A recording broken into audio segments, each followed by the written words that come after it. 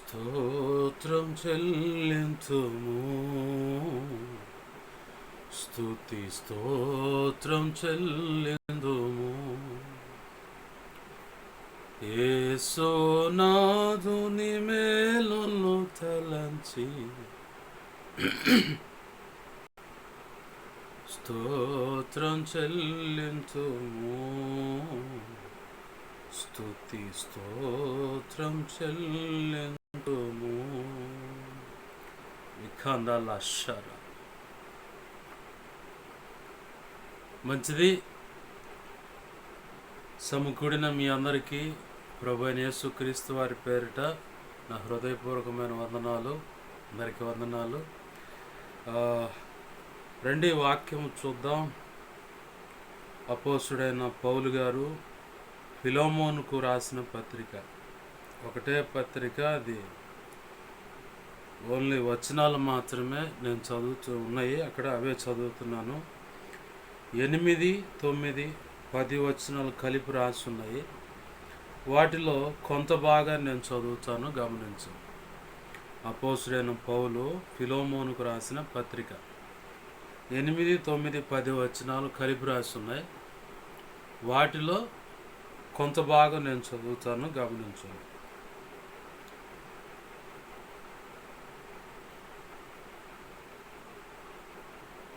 ఇప్పుడు క్రీస్తు యేసు ఖైదీనయ్యున్న పౌలను నేను ప్రార్థన చేస్తున్నాను. ప్రేమగల మా కన్న తండ్రి యేసయ్యా, నీకు వందనాలు, కృతజ్ఞతాస్తుతులు. జీవము కలిగిన మా తండ్రి, నీకు మహిమ, ఘనత, ప్రభావాలు ఆరోపిస్తాను.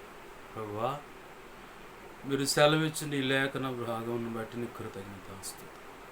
ఈ లేఖనాన్ని విరవండి, దీని చాటున మీరు దాచి ఉంచిన నీ మనసులో ఉద్దేశించుకున్న ప్రతి సంగతిని ఈ లేఖనమును విరిచి బయటికి తెచ్చి మీ పక్షం వహించిన మీ దాసుని నోట ఉంచండి. మీ దాసుని మీ సిలువ చాటును మరుగుపరిచి మీ దాసుని ముఖాంతరం నుంచి మీరు కనబడుతూ మీ దాసుని నోటిని మీ నోటి బోరగా మార్చి బలమైన వాక్శక్తినిచ్చి, మా ప్రభువా, నీవే నాతో నీ చిత్తానుసారముగా నీ ప్రజలతో ఉద్దేశించిన సంగతులు ఏమి ఉన్నాయో అవన్నీ మా అందరితో, ఈ చిత్తమైన ప్రజలందరితో కూడా సూటిగా, తేటగా, స్పష్టంగా మీరు మాట్లాడు. మా అందరికీ నీ మాటలు వెలువడుతున్న తోడని వినగలిగిన చెవును, గ్రహించగల మనస్సును, లోబడు హృదయాన్ని, వాక్యానుగుణంగా జీవించే కృపను, హృదయ దిద్దుబాటు మనస్సును, నేర్చుకునే శుభగుణ లక్షణమును, నిత్యత్వము చేరు పర్యాంత వరకు నిత్యం నీ పాదసను శిష్యరికం చేస్తూ శిష్యులైన సేవక గణముగా మార్చబడి ఈ భూమి మీద నువ్వు నిర్ణయించిన ఘనమైన సేవ చేసి అలాగనే సంపూర్ణ సిద్ధి పొంది క్రీస్తు న్యాయపీఠం ఎదుర్కొన్నప్పుడు నీ చేత మెప్పు, ఘనత, మహిమ, బహుమతులు అందుకొని బడా మంచి దాసుడా, మంచి దాసురాలని నీ చేత మెప్పు, ఘనత, మహిమ, బహుమతులు అందుకొని నిత్యత్వం ప్రవేశించు. యుగ యుగాలు నీతో కలిసి నిత్యరాజ్య పరిపాలన చేసి నేను మహింపరచుకునే భాగ్యమును, అంతకంటే ముందు వధువులో నువ్వు నిర్ణయించిన ఉన్నత స్థానము కలిగి అయా అత్యున్నత సింహాసనం మీద వధువుగా, వరుడుగా తండ్రి నీవు సార్వత్రిక సంఘం ఉండగా మేమంతా ఆ వధువులో ఉండగా నీతో కలిసి యుగ యుగాలు నిత్యరాజ్య పరిపాలన చేసి నేను మహింపరచుకునే భాగ్యము, అంతకంటే ముందుగా గొర్రెపిల్ల పెండ్లి విందు, పెండ్లి దేవా, వధువైన సంఘమును పెండ్లాడుతూ అలాగ మమ్మల్ని పెండ్లాడి నీ దేన దివ్య కృపను అనుగ్రహించి నీ కృపలో వర్ధిల్లే భాగ్యమును కూడా దయచేసి నీ కృపా కార్యమును జరిగించండి. ఆ యావత్తు పొందుకున్నట్లుగా మాకు బోధించి మనం బలపరచమని, అన్ని విషయాలు కృప అనుగ్రహించమని బతిమాడుతున్నాను. మీ పక్షం వహించిన నేను బలహీనుడను. ఎంత బలహీనుడు నీకు బాగా తెలుసు. నీ మీదే అనుకుంటున్నాను, నీ కృప మీద ఆధారపడుతున్నాను తండ్రి. నాలో నువ్వు కోరుకున్న పరిశుద్ధతను ఆశిస్తూ నా సమస్త అవిధేయతలు, అతిక్రమ దోషాలు, పాప దోషాలు, ఆజ్ఞాతిక్రమాలు కూడా కోరుకుంటున్నాను. క్షమించండి, క్షమించండి, క్షమించండి. నీ సిలువ రక్తంతో నా తలంపులు, ఊహలు, ఆలోచన, చూపులు, కళ్ళ, నాలుక, నోటి, మనస్సాక్షి చాలు నాలో ఉన్న ప్రతి అణువును కడిగి పవిత్రపరిచి నీ పరిశుద్ధ ఆత్మ అభిషేకం నా మీద ఉంచు. నీ శుద్ధ జలం నాపై కుమ్మరించి ఆనంద తైలాభిషేకం నా నెత్తి మీద ఉంచు. పరిశుద్ధ ఆత్మ అగ్నిలో నన్ను పుట్టని శుద్ధ సువర్ణంగా మార్చి పరలోక శుద్ధ సువర్ణ చాలు నా నెత్తి మీద ఇంకనూ గొప్పగా ఉంచు ప్రభువా. నీ పక్షమును నిలబెట్టి నువ్వే మాట్లాడు ప్రభు. నా నోటిని వాడుకొని నువ్వే మాట్లాడు. నీ శ్రేష్టమైన ఉపదేశము ధారాళమైన నీ ఆత్మ నడిపింపు రాకుండా అడ్డుపడాలని అడ్డుపడుతున్న దుష్టుడు వాడి దూతలు చీకటి అంధకార శక్తులు లేదు ఈ లోక సంబంధమైన దేవి దేవతలు దేవుళ్ళు లేదంటే ఒక కుల మతానికి సంబంధించిన దేవి దేవతలు దేవుళ్ళు దేవుళ్ళని ఇంకేవైనా చిల్లంగి బాలమ్మని చాదబడి క్షుద్ర పూజలు వశీకరణ విగ్రహ సంబంధించిన పూజలు హోమం ఇంకేతర చిల్లంగి బాలమ్మని చాదబడి క్షుద్ర పూజ సంబంధించిన ముద్దలు తెచ్చి వాటి మీద పసిబిడ్డల రక్తం ప్రోక్షిస్తూ అయ్యా నీ చిత్తానికి వ్యతిరేకమైన కీడు ఆశిస్తున్నట్టయితే అవి మొత్తాన్ని నేస్తున్నావు. నీ మహాపునరుద్ధాన శక్తితో బంధిస్తున్నాను. అగాధ పాతాళం నిత్య నరకాగ్నికి వాటిని ఒకటి ప్రభువుని అప్పజెప్పేస్తున్నాను. లేదా నీ చిత్తమే తీస్తున్నావు తిప్పి ఎవరైతే ఆశిస్తున్నారో ఆ కీడు వాళ్ళకే తగులును కాక అలాగను జరుగునట్లు తిప్పి కొడుతున్నావు. నువ్వు అనుకున్న కార్యములు జరిగించి నీ చిత్తం నెరవేర్చమని సమస్తమును మీ స్వాధీనం తీసుకోమని నా చుట్టూరు మా చుట్టూరు ప్రార్థనలోకి ఇస్తున్న బిడ్డల చుట్టూరు మేమున్న గృహాలు కాలనీ గ్రామం పట్టణం రాష్ట్రం దేశం సమస్తం చుట్టూ నీ సిలువ రక్తపు కంచి రక్షణ ప్రాకన అగ్ని ప్రాకం చుట్టూ కంచి నీ మహిమేగాని జ్ఞాపకం చెడు సమస్తంపై ఆవరించు. యెషయా 57:16 ప్రాకం నీ చేతులను దాచిపెట్టు. 34వ కీర్తన 91వ కీర్తన 11:12 రాజులు 6:7 ప్రకారం నీ అగ్నివంటి రథముల సైన్య సమూహం చుట్టూ కావవచ్చు. నీ దేవదూతం చుట్టూ కావచ్చు. నీ కనుదృష్టి ముఖాన్ తేజమును వెలుగు సన్నిధి కాంతి జ్ఞాపకం చెడు సమస్తంపై ప్రకాశించు. సర్వోన్నతుని శక్తి జ్ఞాపకం చెడు సమస్తమును కమ్మును. నీ మహిమ తేజ ప్రభు దహిం ప్రభు జ్ఞాపకం సమస్తం మా కాడ నుంచి మేమున్న గృహాలు కలిగిన సమస్తం నుంచి నువ్వు కోరుకున్న నలుదికులు గేసిన ప్రభులీలు వెలుపుగాక. జక్రియ గ్రంథం 2:5 నీవే అగ్ని ప్రాకారమే జ్ఞాపకం చెడు సమస్తం చుట్టూ నిలిచి ఉందుగాక. త్రియేక దేవుడుగా మా కన్న తండ్రికి మాతో ఉంది. ప్రభువా నీవే మాకు బోధించి బలపరచమని సహాయం చేయమని బాచున్నాడు. ఎవరితో ఎలాంటి హెచ్చరికలు జారీ చేయదలుచుకున్నావో, ఎవరితో ఏం మాట్లాడాలనుకున్నావో, ఎవరు ఏం ఆశించి నీ సన్నిధిలో ప్రార్థన చేయగా ఇదిగో తండ్రి మీద ఆశను కదిలించి నిలబెట్టి ఇలా ఉన్నావు ఆ నీ చిత్తం యావత్తు నెరవేర్చబడినట్లుగా బోధించి నువ్వు మాత్రం మహిమ పొందమని నీ బిడ్డలను బలపరిచి నీ కృపలో వర్ధిల్లచేయమని మా ప్రియుడును మా రక్షకుడైన యేసయ్య నామంలోనే ప్రార్థించి సమస్తం పొందుకొని నీ కృతజ్ఞతాస్తుతులు చెల్లించి నీ కృపాహస్తాలకే సమస్తం నన్ను మమ్మల్ని అప్పచెబుతూ పరిశుద్ధ లేఖనాన్ని బట్టి నువ్వు ఇచ్చిన లేఖనాన్ని బట్టి నీ కృతజ్ఞతాస్తుతులు చెల్లించి నేను గొప్ప చేసుకుంటున్నా మా కన్న తండ్రి. ఆమేన్ ఆమేన్ ఆమేన్. ప్రభునందు సమకూడిన నా ఈ మాటలు వింటున్న అందరికీ ప్రతి ఒక్కరికి నా హృదయపూర్వకమైన వందనాలు. అందరికీ వందనాలు. ప్రభునందు ప్రియమైన దేవుని బిడ్డలారా గమనించండి.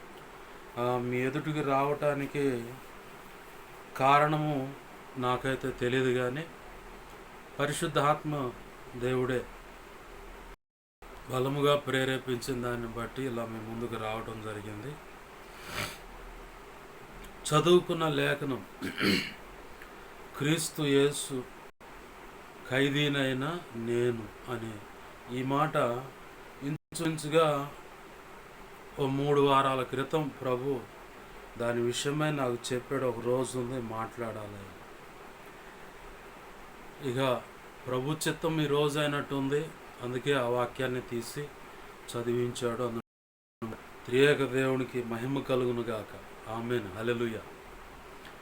అయితే చదువుకున్న లేఖన భాగంలో భక్తుడు అంటే పరిశుద్ధుడైన పౌలు గారు చెబుతున్న మాట క్రీస్తు యేసు ఖైదీనైన నేను అంటున్నాడు. క్రీస్తు యేసు ఖైదీ. ఖైదీ అంటే బంధించబడిన వాడు అని. అతనికి ఎటువంటి నిర్ణయాలు తీసుకునే అవకాశం అతనికి లేదు. తన పైన ఆధిపత్యం అంటే అధికారం ఎవరికి ఉందంటే యేసయ్యకి. భక్తుడేమన్నాడు? క్రీస్తు యేసు ఖైదీనైన నేను. క్రీస్తు యేసు ఖైదీ అంట అతను. యేసయ్యకు ఖైదీగా మార్చబడ్డాను అంటున్నాడు. అసలు ఈయన జీవిత చరిత్ర గమనిస్తే మనందరికీ తెలిసిందే. గమలీయేలు పాదాల చెంత శ్రేష్టమైన ధర్మశాస్త్ర సంబంధమైన చదువుకున్నవాడు. ధర్మశాస్త్రం ప్రకారం అనింద్యుడు, నీతిమంతుడిగా కూడా ఎంచబడినవాడు. కాకపోతే యేసయ్య ముందుకు రాగానే ఆయనే చెప్పాడు, పాపుల్లో ప్రధాన పాపినయ్యా నేను, నాలో ఏ నీతి లేదు, నా నీతి క్రియలని మురికి గొడ్డలే అన్న. బాగుంది. ఈయన ఇంతకుముందు ఏం చేశాడంటే, ఇప్పుడు మనం అనుకున్న మాటల్లో కొన్ని, ఆయన సంఘాన్ని చిత్రహింసలు పెట్టాడు. యేసు ప్రభువుతో ముఖాముఖి పరిచయం లేదు, సంభాషణ కూడా ఏం లేదు. ఆయనతో కలిసి నడిచినట్లు, ఆయనతో కలిసి కూర్చొని తిన్నట్లు కూడా లేదు.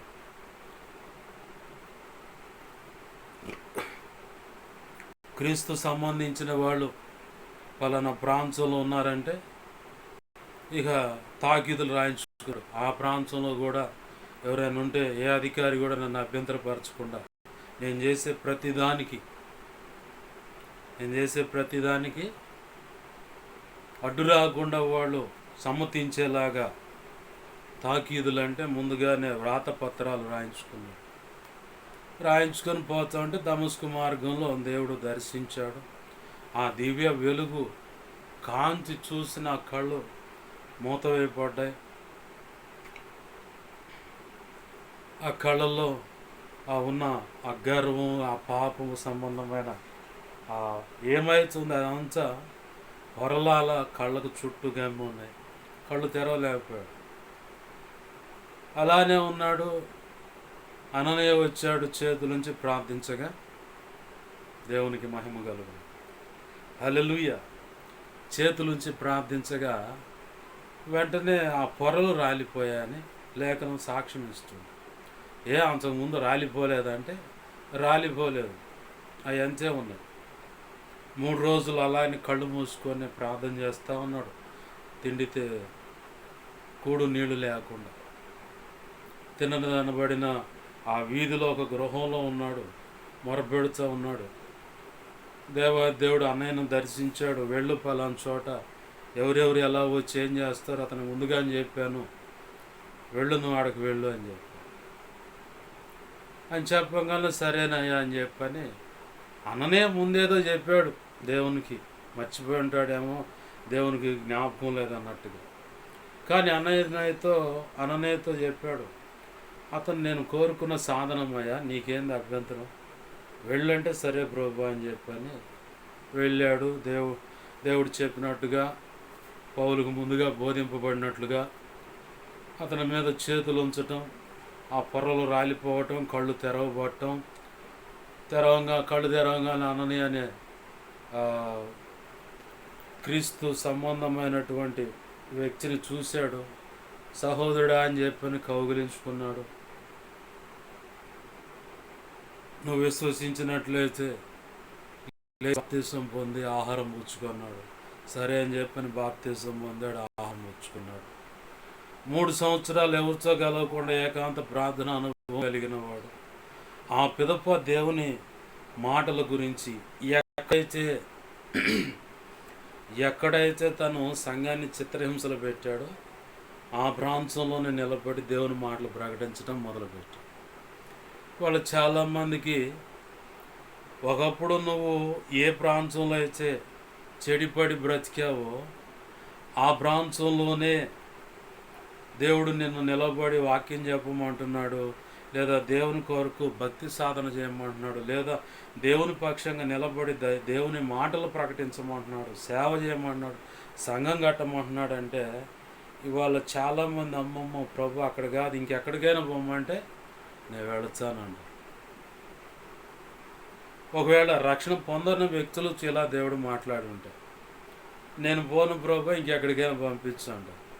మరి కొంతమందితో బాప్తీసు అనుభవంలో ఉండి ఎలా పడితే అలా బ్రతికి తిరిగి నడుచుకొని వారి క్రియలను బట్టి సాక్ష్యాన్ని పోగొట్టుకొని ఒకవేళ వేరొక ప్రాంతంలో ఉంటూ దేవుడు అక్కడ ఉన్న దేవత జనులను వాడుకొని దేవుని వాక్యం ద్వారా మాట్లాడి నువ్వు వెళ్ళి ఒకప్పుడు నువ్వు ఎక్కడ బ్రతికావో, ఎక్కడ సాక్ష్యాన్ని పోగొట్టుకున్నావో ఆ గ్రామంలోనే, ఆ పట్టణంలోనే, ఆ కాలనీలోనే, అక్కడే నా పక్షంగా, నా సాక్షిగా నిలబడి నా మాటలు ప్రకటించమంటే ఇవాళ చాలామంది వెనుకం చేస్తూ ఉన్నారు.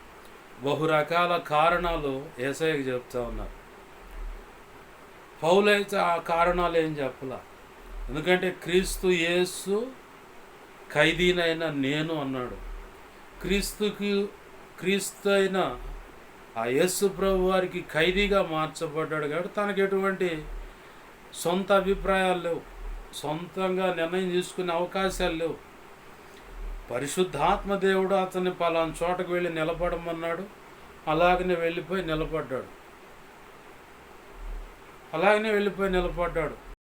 ప్రభు చెప్పనటువంటి ప్రాంతంలో ఒకవేళ పెద్ద సంఘ కాపురి అవి ఉండొచ్చు, లేకపోతే సామాన్యమైన సంఘ కాపురిగా ఉండొచ్చు.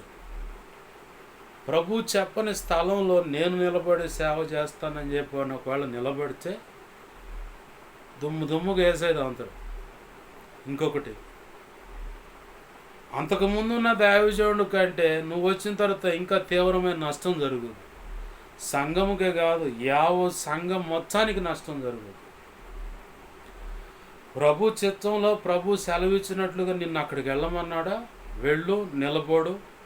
అసలు అక్కడ ఏమి లేకపోయినా, శూన్యముగా ఉన్నా సరే, అక్కడ ఏమీ లేకుండా, అసలు ఏమీ లేదు, నువ్వు ఒక్కడవే మోకరించటం అయినా సరే మోకరించు. ఖచ్చితంగా ప్రభు కార్యం చేస్తాడు. ప్రభు సంకల్పానుగుణంగా వర్ధిల్లత, విస్తరించటము, ఆత్మ సమకూర్చబడటం జరుగుద్ది. అలాగ కాకుండా నేను వచ్చి నిలబడితే ఇంక నీకేం లేదు, నేను తోపు తురుము అనుకుంటే కొబ్బరి తురుము చేసినాడు చేస్తాను నిన్ను. అంటే పీసులు అయిపోద్ది అనమాట మన జీవితం. దేవుడు చెప్పిన ప్రణాళిక చొప్పున దైవ చిత్తంలో అడుగులు వేస్తే ఆశీర్వాదం. దైవ చిత్తానికి వ్యతిరేకంగా నిర్ణయాలైనా, దైవ చిత్తానికి వ్యతిరేకమైన అడుగులైనా, దైవ చిత్తానికి వ్యతిరేకమైన సేవ అయినా, దైవ చిత్తానికి వ్యతిరేకంగా సంఘం కట్టబడటమైనా, దైవ చిత్తానికి వ్యతిరేకంగా ప్రయాణమైన, దైవ చిత్తానికి వ్యతిరేకంగా నివాసం ఉండటమైనా, దైవ చిత్తానికి వ్యతిరేకమైన చదువైనా, ఉద్యోగమైన, వివాహమైన, కుటుంబ వ్యవస్థ అయినా, దైవ చిత్తానికి వ్యతిరేకంగా ఏదైనా ఇల్లు అద్దెకు తీసుకోవటమైనా, దైవ చిత్తానికి వ్యతిరేకంగా ఏదైనా వ్యాపారం పెడతామైనా, షాపు ఓపెన్ చేయటమైనా, దైవ చిత్తానికి వ్యతిరేకంగా నువ్వు ఏదైనా చేయి, వ్యవసాయమైన, వ్యాపారమైన, చిరు వ్యాపారం అంటే ఆ మసాలా బజ్జీ, పునుగు, దోశలు, ఇలాంటి చిరు వ్యాపారాలను దైవ చిత్తానికి వ్యతిరేకమైన అయితే నువ్వు వర్ధిల్లటం కాదు, తీరని నష్టాన్ని చూడాల్సి వస్తుంది. పౌలు భక్తుడు ఎక్కడైతే దేవుని నామము, యేసయ్య నామాన్ని జపిస్తున్నారో ప్రజలు, వాళ్ళ మీద దొమ్మిగా పడి వాళ్ళని చిత్రహింసలు పెట్టి చంపి గందరగోళం చేశాడు. అదే ప్రాంతంలో, అదే జనుల మధ్య నిలవబడి దేవుని మాటలు, యేసయ్య గురించి, యేసయ్య శిలువ త్యాగం గురించి, యేసయ్య పునరుద్ధానం గురించి ప్రకటించమంటే చక్కగా వెళ్ళిపోయి అక్కడే నిలబడ్డాడు. ఎన్ని వ్యతిరేకతలు అన్నారా అని, ఎంతమంది ఎట్టన్నా దూషించని. కొంతమంది అన్నారు, మునుపు ఈ మార్గమును చెరిపిన వాడే కదా ఇతడు అంటే, అవును అతనే, మరి అట్లాంటి వాడు ఇట్ట మారిపోయాడేంది అని చెప్పని గొప్ప సాక్ష్యం వచ్చింది. అలాంటి వ్యక్తి ఇలా మారిపోయి దేవుని మాటలు ప్రకటిస్తూ ఉన్నాడు. ఇది ఆశ్చర్యంగా ఉంది. కాబట్టి ఇతన్ని మార్చిన దేవుడు నాకు కావాలని చెప్పని అనేకులు ఆ మార్గంలో రావటం మొదలుపెట్టారు. దేవునికి మహిమ కలుగును. ప్రభు సెలవిచ్చే మాట అదే. ఒకప్పుడు నువ్వు రక్షణ లేక దుర్మార్గంగా బతికితే రక్షణ పొందిన తర్వాత అక్కడే నిలబడమన్నాడు ప్రభు. అక్కడే నిలబడి దేవుని కోసం ఆయన సాక్షిగా బ్రతుకు. లేదు, రక్షణ పొందిన తర్వాత ఎక్కడైతే నీ సాక్ష్యాన్ని పోగొట్టుకున్నావో అక్కడే నిలవబడి దేవుని కొరకు ఆయన సాక్షిగా నిలబడమంటున్నాడా, నువ్వు స్త్రీ కావచ్చు, పురుషుడు కావచ్చు, యవన స్త్రీ కావచ్చు, యవన పురుషుడు కావచ్చు, ఒక భార్యగానో, ఒక భర్తగానో, ఒక సేవకురాలుగానో, ఒక సేవకుడిగానో, ఒక సంఘ పెద్దగానో, ఒక పరిచారులు లేదా ఒక విశ్వాసిగాను నువ్వు సాక్ష్యం పోగొట్టుకొని అక్కడే కాదని చెప్పి ఇంకో చాటుకు పెడితే, ఎక్కడైతే నువ్వు సాక్ష్యం పోగొట్టుకున్నావో అదే స్థలంలో వెళ్ళి దేవుడు నిన్ను నిలబడి ఆయన సాక్షిగా బ్రతకమన్నాడు. కాదంటే నీ ఆశీర్వాదం అట్లానే స్టాపింగ్ అంటే రిజర్వ్లో ఉండిపోద్ది. ఇంకట్లా ఆగిపోద్ది. ఆయన అనుకున్నట్లుగా, ఆయన చెప్పినట్లుగా నువ్వు అడుగులు వేసి ఎప్పుడైతే ఆయన సాక్షిగా నిలబడి ఆయన కోసం రోషంగా బ్రతుకుతావో, ఏది పౌలు గారికి మళ్ళీ ఎంతోమంది నిందించుంటారు, దూషించుంటారు, ఎంతోమంది నమ్మకుండా ఉంటారు. ఎందుకంటే ఇలాగ మనం నమ్మించి వంచనతో మన ప్రాణాలు తీయటానికి వస్తున్నాడు అట్టుకుంటారా వీడు అని చెప్పని అనుకొని ఉండొచ్చు. అలానే చాలామంది తృణీకరించి పౌలు గారిని కాదని పక్కకి వెళ్ళిపోయి ఉండొచ్చు. కానీ పౌలు గారు ఆ మాటలేం లక్ష్య పెట్టలేదు, ఆ పరిస్థితులేం లక్ష్య పెట్టలేదు.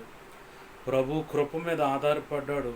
ప్రభు ఆత్మ సహాయం ద్వారా ఆ ఆత్మ నడిపిస్తున్న దాన్ని బట్టి నిలబడ్డాడు. ప్రభు కోసం ఎంతో కన్నీరు గార్చాడు, ఎన్నో రాచులు కనిపెట్టాడు. ఎంతో ఘనముగా బలమైన సేవ చేశాడు. వ్యతిరేకతల మధ్యలోనే ఆయన పౌలు గారు సేవ చేశారు. ప్రభు యొక్క మహా ఉచిత కృప నాకు ఇవ్వబడిన సేవ పరిచర్య కూడా అలాంటిదే. పౌలు గారికి ఏ దర్శనం అయితే దేవుడిచ్చాడో అదే దర్శనం నాకు ఇవ్వబడింది. ప్రభు కృపచేత అన్య సమాజంలో అన్యులకు అన్యజనుల మధ్య అపోస్తలత్వంగా ప్రభు నన్ను పిలుచుకున్నాడు. అన్యజనుల మధ్య అపోస్తలత్వంగా నన్ను పిలుచుకున్నాడు. నాకు ఆ సంగతి తెలియదు. ఓసారి ఇక్కడే గురవాయపాలెంలో శాలేంరాజు గారి ద్వారా 2 రోజులు సువార్త కూటాలు పెట్టారు. ఇంచుమించుగా ఒక 70 మంది రక్షించబడ్డారు. దేవునికి మహిమ కలుగునుగా. అయితే ఆ సభల యొక్క విజయాన్ని పురస్కరించుకుంటూ కృతజ్ఞతగా ఒక కూటమి ఏర్పాటు చేసుకుని ప్రేమ విందు ఏర్పాటు చేశారు. ఆ సమయంలో ఇక్కడున్న నరసరావుపేటలో ఉన్న సంఘాన్ని కూడా, తండ్రి సన్నిధిని సంఘాన్ని కూడా పిలిస్తే దైవజనులు మేమంతా కలిసి వెళ్ళాం. భోజనం అయిపోయింది, రోడ్డు మీద నిలబడ్డాం. అక్కడ దైవజనుడు సరదాగా వాళ్ళతో అన్నాడో మరి వాస్తవంగా అన్నాడో నాకైతే తెలియదు, మన మధ్యలో నుంచి కూడా మన నరసరావుపేట సంఘంలోంచి కూడా వేద గ్రంథాల్లో నుంచి దేవుని యొక్క వాక్యాన్ని ప్రకటించే ఒక వ్యక్తి లెగుస్తున్నాడు అన్నాడు. ఒక వ్యక్తి లెగుస్తున్నాడు అని చెప్పనగానే ఒక వ్యక్తి ఉన్నాడు అన్న. ఎవరయ్యా? నువ్వే దానిలా. నేను ఎమ్మడిని అప్పటికి హైందవ క్రైస్తవం అనే పుస్తకం ఒకటి కొనుక్కున్నా. డాక్టర్ అద్దంకి రంజిత్ ఒఫిరే గారు రాసినటువంటి పుస్తకం.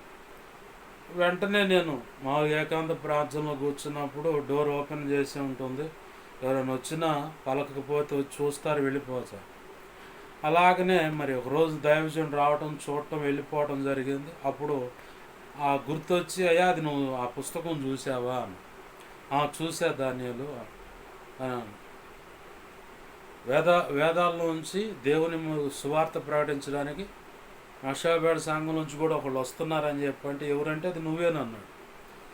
కాలక్రమంలో అది ప్రభు మహా ఉచిత కృపను బట్టి అన్యుల మధ్య అపోస్తలత్వంగా దేవుడు నన్ను ఏర్పాటు చేసుకోవటం, అది దేవునికే మహిమ కలుగునుగా. దైవజనుడు సెలవిచ్చిన మాట మరి అది ఎలా వచ్చినా కానీ, అంతకుముందు కూడా ఒకసారి మీటింగ్స్కి ఎక్కడికో వెళ్ళొస్తూ ఉంటే దైవజనుడు పలుకుతూ ఉన్నాడు,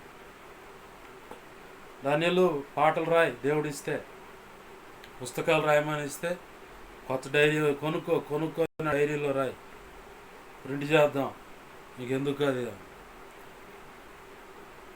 ఆల్రెడీ అప్పటికే పాటలు రాయటం కూడా జరిగింది, కొన్ని పాటలు. కానీ దైవజనుడు అలా పలికిన తర్వాత ప్రభు మహోచిత కృప. ఒకరోజు మా ఊర్లోని ఇంట్లోనే కోటానికి దైవజనుడు వస్తే నేను బాగా చెదరగా ఉన్నాను. అప్పుడు కూడా దైవజనుడి ద్వారా దేవుడు మాట్లాడుతూ ఉన్నాడు. దానియేలు, నీ పట్ల దేవుని సంకల్పం గొప్పగా ఉంది. ఆ సంకల్పం నెరవేర్చబడకుండా ఉండాలని అపవాది నిన్ను డిస్టర్బ్ చేస్తూ ఉన్నాడు. నీ పట్ల దేవుని సంకల్పం గొప్పదయ్యా. ప్రభు మహా ఉచిత కృప రానున్న దినాల్లో చివరికి అది అన్ని జనుల మధ్య అపోస్తులత్వంగాను, దేవుని యొక్క ప్రవక్తగా, నోటి బోరగా ప్రవక్తగాను, సార్వత్రిక సంఘ సంస్కరణ ఖర్చుగాను, అలాగే పౌలు గారిలో ఉన్న భారం కొలసి 1:28-29 వచనాల్లో చెప్పబడ్డట్లుగా అంతటా అందరినీ సంపూర్ణులుగా చేసి ఆయన ఎదుట, అంటే ఎప్పుడు క్రీస్తు న్యాయపీఠం ఎదుట యేసయ్య ముందు లేదా తండ్రి అయిన దేవుని ముందు నిలవబెట్టవలనని ఆయన గురించి ప్రకటించుచున్నాము. ఆ భారం ప్రభు నాకు ఇచ్చాడు. అందుకే పౌలు గారికి ఇచ్చిన దర్శనం అంటున్నాను. సంస్కరణ పరిచర్య పౌలు గారికి ఇచ్చిన దర్శనమే. అలాగనే అన్ని జనుల మధ్య అపోస్తలత్వం అనేది పౌలు గారికి ఇచ్చిన దర్శనమే. ఒక కోణంలో పౌలు గారు ప్రవక్తగా కూడా పిలువబడ్డాడు. ప్రభు మహా ఉచిత కృప సంస్కరణ పని అని సంపూర్ణులకు చేయాలని, ఇవన్నీ పౌలు గారికి ఇచ్చిన దర్శనాల్లో భాగాలే. కానీ ఇవన్నీ ఎప్పుడు ఎలా నిర్ణయం అయ్యాయంటే, ప్రభు యొక్క మహా ఉచిత కృప నేను బాప్తీసం పొందిన తొలి దినాల్లో 2015 జనవరి 28వ తారీఖు బాప్తీసం పొందాను.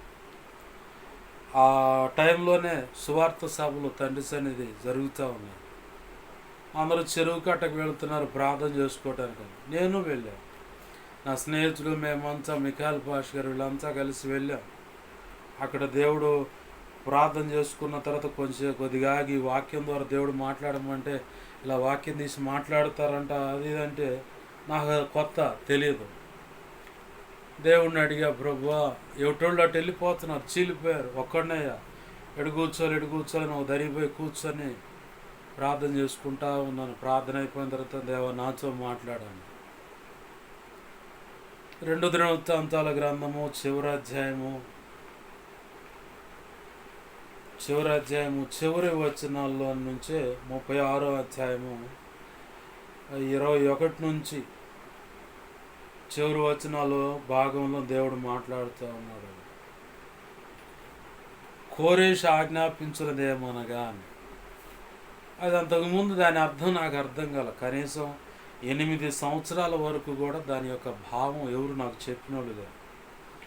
కానీ దేవుని మహా ఉచిత కృప 8 సంవత్సరాల తర్వాత డాక్టర్ అద్దంకి రంజిత్ ఓఫిరే గారే ఇదే లేఖనాన్ని మూలవాక్యంగా తీసుకొని, ఏది 2 దినవృత్తాంతాలు 36వ అధ్యాయం 20-21 వచనాల కానీ చివరి వచనాల భాగాన్ని మూలవాక్యంగా తీసుకొని ఆయన మాట్లాడు.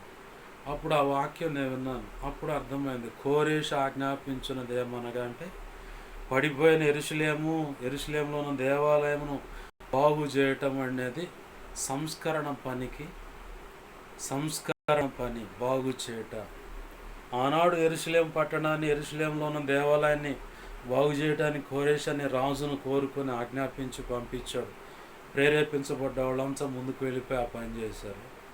ఈనాడు దేవుడు మాట్లాడుతున్నాడు. యెరూషలేం అంటే సమాజం, లేదంటే దేవుని యొక్క సంఘములో ఉన్న పలు రకాల విభిన్నమైన బోధలు, పద్ధతులు అన్నీ సంస్కరించబడి ప్రభు నిర్ణయించినటువంటి శ్రేష్టమైన ఒక పద్ధతి ఉంది. ఆ పద్ధతిలోకి వాళ్ళందరినీ కూడా, ఏంటయ్యా పద్ధతి అంటే, క్రీస్తేసే మూలరాయి అయి ఉండగా అపోస్తులు ప్రవక్తలు స్థిరపరిచిన పునాది మీద 7 రకాల సిద్ధాంతాలు, లేదంటే పునాది రాళ్ళు, బోధలు ఉన్నాయి. 6 రకాలు హెబ్రీ పత్రిక 6వ అధ్యాయము 1-2 వచనాల్లో కనపడుతుంటాయి. 6 రకాల సిద్ధాంతాలకు అనుగుణమైన 7వది యేసయ్యే. కాబట్టి దాన్నే సప్త సిద్ధాంతాలకు అనుగుణమైన బోధ అది చేయాలి. అలాగనే ఒక పక్క కొన్ని కొన్ని సంఘాల్లో తేడాలు ఉన్నాయి. ఒకటే రొట్టె విరమ్మంటే కొంతమంది చాలా రొట్టెలు విరిచేవాళ్ళు ఉన్నారు. అదేమంటే పలానా దైవజనుడు ఒకటే రొట్టె 500 మందికి ఒకటే రొట్టె విరుస్తున్నాడంటే నవ్వారు. అంత పెద్ద పెనం ఆడ తయారు చేయబోతామని నవ్వారు. మరి ఆయన తయారు చేయించుకున్నాడు. ఒకటే రొట్టె విరవబడాలని చెప్పని పద్ధతిలో వాళ్ళ సంఘాలన్నింటిలో కూడా ఒకటే రొట్టె విరుస్తారు. కొంతమంది అనేక రొట్టెలు విరుస్తారు. కొంతమంది బేకరీలో దొరికే బన్ను తెచ్చుకొని ఆ బన్నును తలా కొంచెం తుంచుకొని తీసుకుంటూ ఉంటారు. అది కరెక్ట్ కాదు. బేకరీలో దొరికే బన్ను పులిసిన పిండి, లేఖనం ఏమంటుంది, పొలియని పిండి కావాలంటారు. కానీ వీళ్ళు పులిసిన పిండి తీసుకొచ్చి పులిసిన పిండిని సంబంధించిన ఆ బన్ను తెచ్చి ఇదే పరిశుద్ధమైన శరీరం రక్తం అని ఇస్తుంది. అది తేడా. పరిశుద్ధాత్మదేవుడు మెరుపు అసలు ఆయనకు అది వ్యక్తిత్వము ఫీలింగ్స్ ఏం లేవు అంటారు ఒక సంఘం. జెండా కింద వందనం చేస్తే అంటే సాల్వేషన్ ఆర్మీ అనే ఒక సంఘం జెండా నీడ పడితే దాని కింద చేయి పెట్టి ప్రమాణం చేస్తారు. మరి కొంతమంది భాషలు ఉంటే దేవుడు ఆత్మ ఉన్నట్టు అంటారు. మరి కొంతమంది భాషలు లేకపోతే దేవుని ఆత్మ లేదంటారు. మరి కొంతమంది భాషలు ఉంటే దెయ్యం పట్టినోడు మాట్లాడుతున్నాడు. మరి కొంతమంది ప్రవచిస్తుంటే వీడు కావాలని ప్రవచిస్తున్నాడు అంటారు. మరి కొంతమంది ఏమో వీడు దెయ్యం పట్టింది కాబట్టి అలా మాట్లాడుతున్నాడు, కావాలని మా గురించి మాట్లాడుతున్నాడు మరి కొంతమంది అంటారు. నేనంటాను, పౌలు భక్తుడు అన్నాడు, సంఘ క్షేమాభివృద్ధి కొరకే ప్రవచించండి అన్నాడు. భాషల కంటే భాషల అర్థాలు చెప్పేదానికంటే సంఘ క్షేమాభివృద్ధి కొరకే ప్రవచించండి. ప్రవచించటం వల్ల సంఘము క్షేమాభివృద్ధి పొందుద్ది అన్నాడు. ఇలా ప్రవచించేవాడిని చూస్తే వీడికి దెయ్యం పట్టింది కావాలని వీడు ఇలా ప్రవచిస్తున్నాడు. ఒకవేళ భాషలు మాట్లాడుతుంటే దెయ్య భాష అదొక రకమైన భాష, ఇదొక రకమైన భాష. సరే, భాషలు అన్ని రకాలు అనుకున్నప్పుడు మేడగదిలో అక్కడ ఉన్న కింద ప్రజల గురించి కొంత రాయబడి ఉంటుంది. వీరు మన భాషల్లో దేవుణ్ణి మహిమపరుస్తున్నారు, వీళ్ళు మన భాష మాట్లాడుతున్నారు ఏందో అన్నారు అపోస్తల కార్యం 2వ అధ్యాయం 11వ వచనంలో, లేదంటే ఆ పై భాగంలో చూస్తే 8వ వచనం, మనలో ప్రతివాడు తాను పుట్టిన దేశపు భాషతో వీరు మాటలాడుట మనం వినుచున్నామే, ఇదేమి అని చెప్పి ఆడ కొన్ని రకాల దేశాలకు వాళ్ళ దేశాల యొక్క భాషలు ఉన్నాయి. మరి ఆ భాషలు ఎలా ఉంటాయో తెలిస్తే వాళ్ళని కూడా వీడికి కూడా పిచ్చి పట్టింది, దెయ్య భాషలు మాట్లాడుతుంది అంటారు. ఓ దైవజనుడు చెప్పాడు, అద్దంకి రంజిత్ ఒఫిరే గారు చెప్పాడు, ఆయన మాట్లాడే భాష ఫ్రెంచి భాష అని చెప్పని. ఈ భూమి మీద ఉన్న దేశంలో ఒక భాష ఫ్రెంచ్ అనే దేశపు భాష.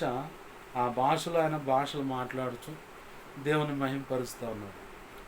ఈ భూమి మీద ఉన్న పలు రకాల భాషల్లో దేవుణ్ణి మహింపరిచే వాళ్ళు ఉన్నారు. దేవునితోని డైరెక్ట్గా మాట్లాడే భాష కొంతమందికి ఇవ్వబడింది. ఆ భాషలో దేవునితోనే డైరెక్ట్గా మాట్లాడుతూ ఉంటారు.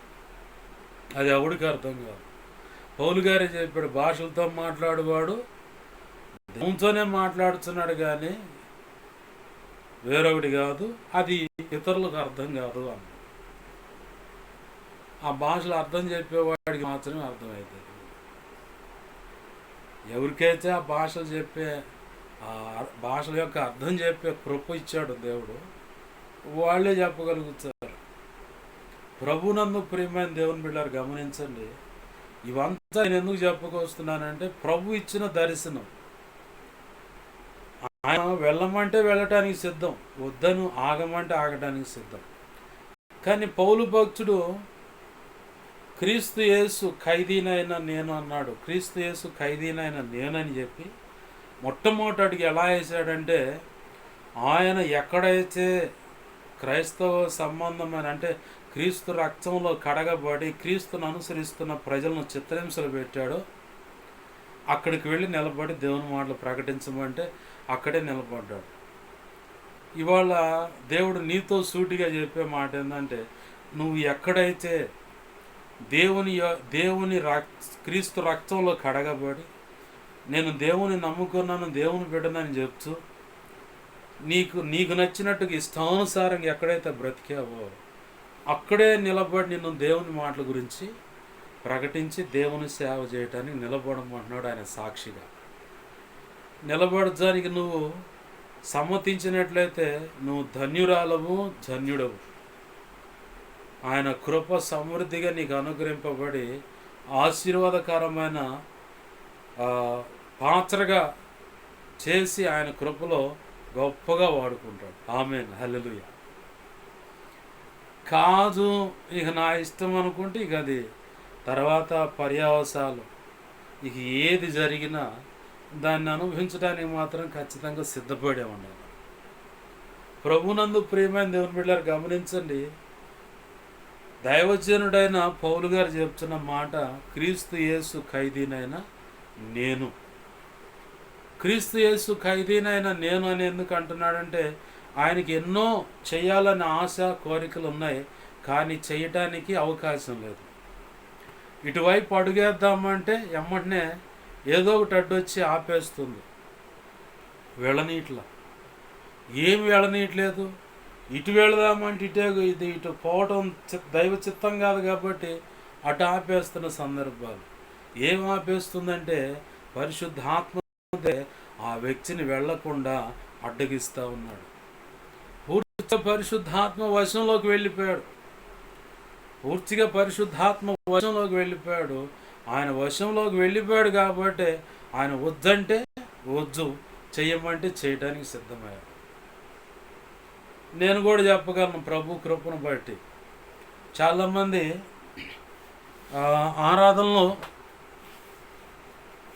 ఆరాధనలు ఆగిపోయాయి, మరి ఏమైందో, ఎందుకు, కారణం ఏంటో అర్థం కావట్లేదు అని చెప్పని అనుకుంటా. గత నెలలో చివరి వారం పట్టుకుంటుంది,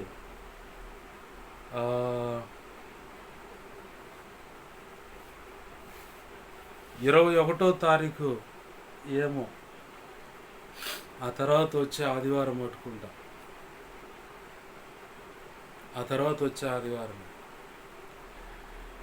ప్రభు యొక్క శరీరం రక్తము అంటే ప్రభు బల్ల విరిచే కార్యక్రమం ఇక్కడ జరగాలి. నేనుంటున్న ఇంట్లో వాస్తవంగా ఆదివారపు ఆరాధన ఆ క్రమం అనేది జరగాలి. అయితే ఆ రోజు ఆదివారం మా అమ్మ, చెల్లి, ఎవరెవరు వెళ్ళారో తెలియదు, ఆటోలో వెళుతూ మధ్యాహ్నం 1 గంట ఆ టైం, 1:30 ఆ టైంలో ఫోన్ చేశారు, మేము పలానా ఊరు వెళ్తున్నామని, వెళ్ళొద్దు, ఎనికి రమ్మా అని. ఎందుకంటే మా అమ్మగారు ఉంటేనే నేను ప్రభు యొక్క శరీరాన్ని అంటే ఆ రొట్టె విరుచు కార్యక్రమం చేయగలుగుతాను. ఇప్పుడు ఆమె లేదనుకో, నేనేం చేయడానికి లేదు, మౌనంగా చూస్తూ ఉంటాము. నేను 1-2 సార్లు మా చెల్లిని హెచ్చరించాను, మా అమ్మను కూడా హెచ్చరించాను. కానీ వాళ్ళు మాట వినకుండా వెళ్ళిపోయారు. అక్కడికి వెళ్ళిన తర్వాత ఏమైందో ఏమో తెలియదు, మా అక్క వాళ్ళ మధ్యలో సరదా కూర్చుంటా అంటే అందరితో మాట్లాడుతూ ఊరికి అలా పైకి లేసి ఏదో అందుకొని కూర్చోబోయే సమయానికి మా చెల్లెలో ఇరుగ్గా ఉందని చెప్పని ఎనిక్కి లాగానని చెబుతుంది. వాస్తవం ఏమైందో తెలియదు, దేవునికే తెలియాలి. ఆ చైర్ ఎనిక్కి లాగానే అక్కడ చూసుకోకుండా అంతే ఎనిక్కి కూర్చోబోయి పడిపోయింది. వెనకమాల విపోస్కి ఏదో డిస్క్ కాడ కొన్ని ఉంటాయి గ్రిప్పులు, చేతి వేళకున్నట్టు గ్రిప్పులు అట్లనే ఉంటాయి వెన్నుపోసు. అక్కడ ఏదో ఇదయిందని చెప్పని వెనకమాల ఏదో బెల్ట్ వేసి ఏదో కట్టారని చెప్పని విన్నాను, నేను తోటి చూడలే.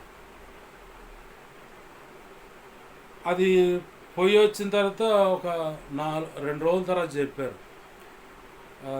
2 రోజులు కాదులే, ఒక వారం దాటింది. అప్పుడు అవిశాపాలెం పోయి ఇలా కట్టేయించుకొని వచ్చారని చెప్పంటే అమ్మ వెళ్ళి చూసి చెప్పింది. ఈ తంతు జరిగిన తర్వాత నేను ప్రభు దగ్గర దేవుని సన్నిధిలో కూర్చొని ఆలోచిస్తున్నాను ఆదివారం రోజే. ప్రభా, మరేంటి పరిస్థితి? ఆదివారపు ఆరాధన అమ్ముంటేనే రొట్టె విరవగలుగుతాను. ఇంక తర్వాత ఎవరైనా వచ్చినా రాకపోయినా ముందు రొట్టె విరుచు కార్యక్రమం అనేది జరగాలి కదయ్యా. మరి ఇక్కడ జరిగింది ప్రభా, క్షమించు క్షమించు అని చెప్పని అడుగుతూ ఉంటే దేవుడు ఒకటే మాట చెప్పాడు. అమ్మ కానీ చెల్లెలు కానీ అక్క కానీ వాళ్ళ పిల్లలు ఏదన్నా కానీ ఎవరెవరు ఉన్నారో నాకైతే తెలియదు. ప్రభు చెప్పిన మాట ఒకటే, వారు శపించబడ్డారు, నా చేత మొత్తపడతారు.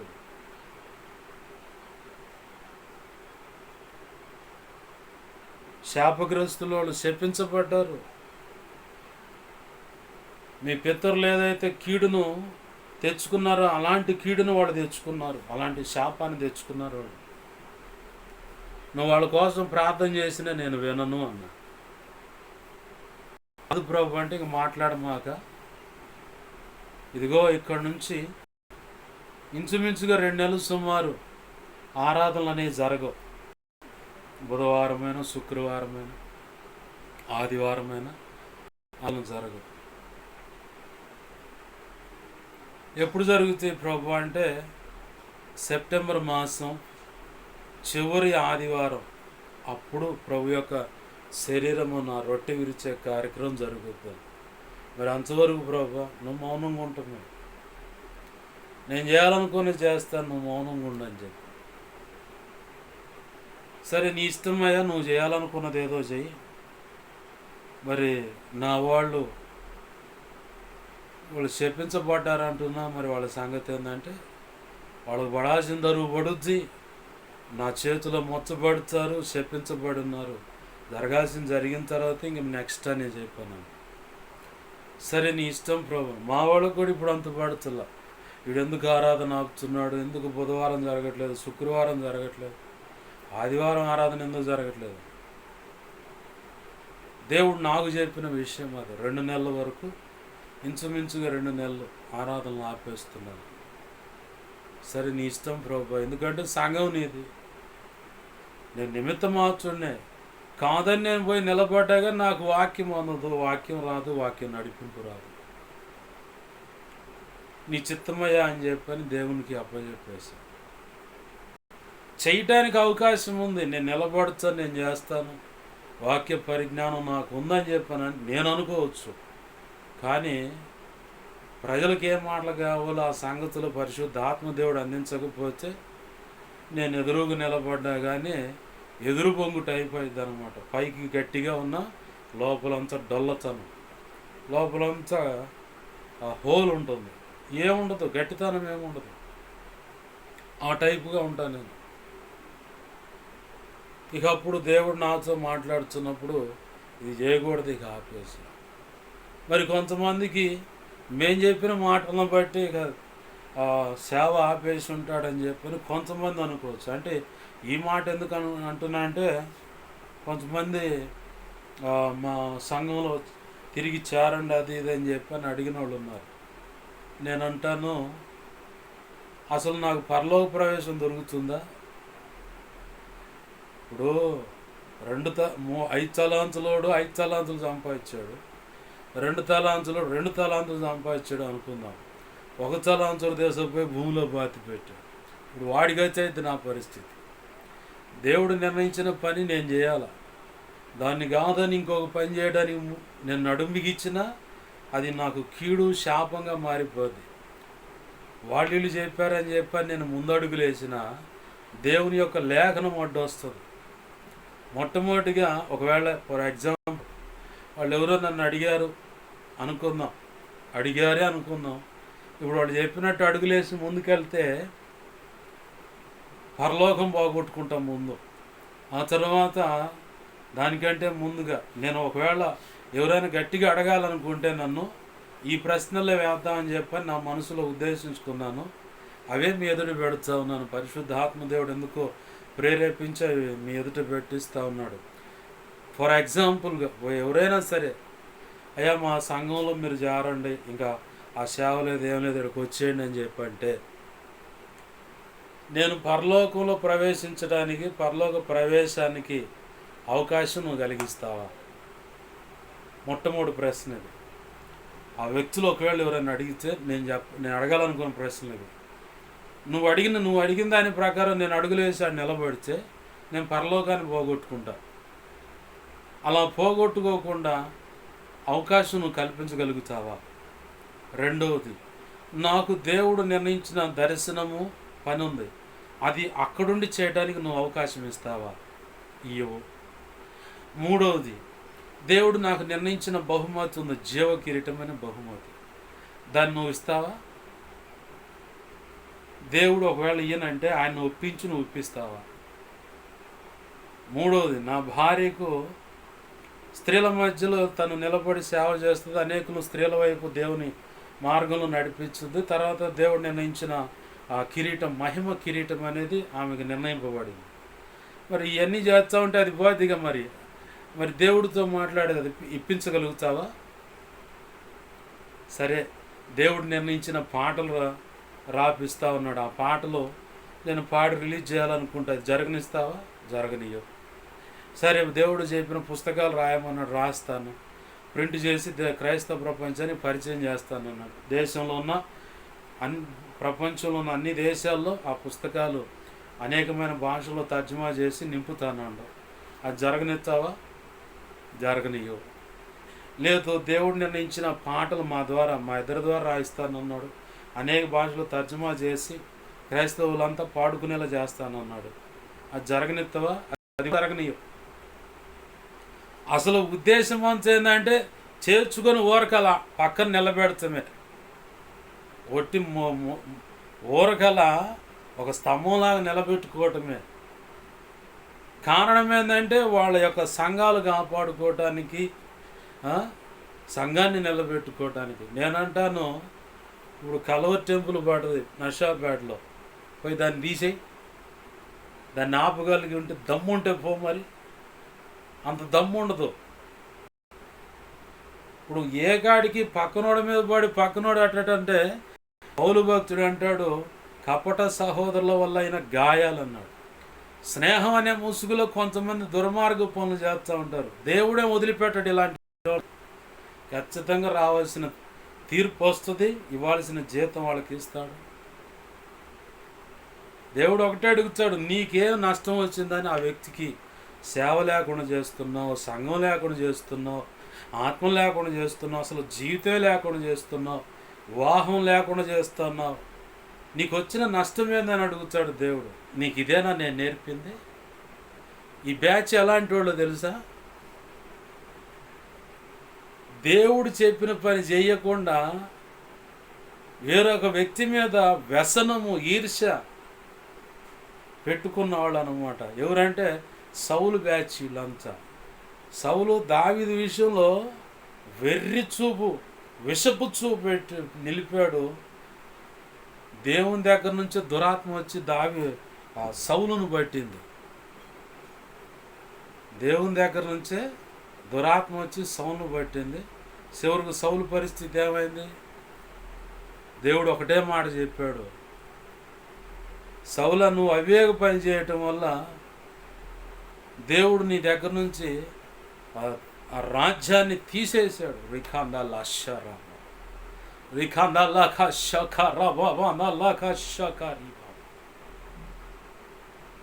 కొంతమందికి దేవుడు చెబుతున్న మాట ఇది. ఉత్తమ పుణ్యానికి ఇతరుల యొక్క సంఘాలను సేవ లేకుండా చేయటానికి పూనుకున్నారు. అసలు మీకే సంఘాలు లేకుండా సేవ లేకుండా చేయటానికి దేవుడు నడుము బిగించాడు. సౌలుతో ఏం చెప్పాడు?